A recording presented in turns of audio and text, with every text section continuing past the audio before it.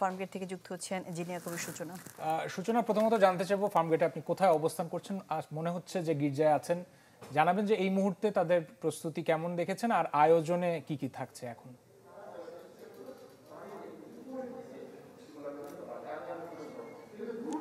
রাশেদ, প্রতি বছরের মতো ফার্মগেটের যে গির্জা সেটা বর্ণিল সাজে সজ্জিত হচ্ছে এবং চারপাশে লাল নীল সবুজের আলোর ঝলকানি এবং সবাই নতুন পোশাকে। আগামীকাল রাত পোহালেই খ্রিস্টান ধর্মাবলম্বীদের সবচেয়ে বড় ধর্মীয় উৎসব বড়দিন এবং সেই উপলক্ষে কিন্তু আজ রাত থেকেই জাঁকজমকপূর্ণ আয়োজন শুরু হয়ে গেছে।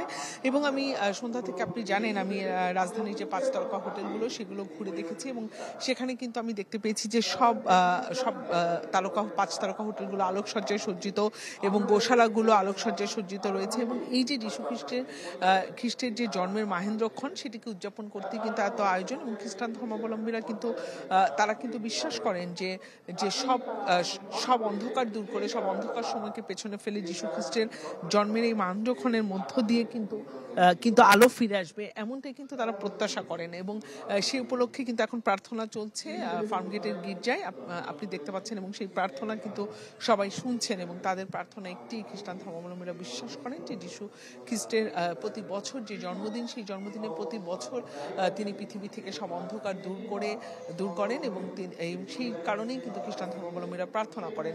এবং আগামীকাল ভোর 6টায় এবং সকাল 9টায় কিন্তু এই প্রার্থনা আবারও হবে এবং রাত পোহালেই কিন্তু বড়দিন এবং সে উপলক্ষে কিন্তু সব প্রস্তুতি সম্পন্ন খ্রিস্টান ধর্মাবলম্বীদের।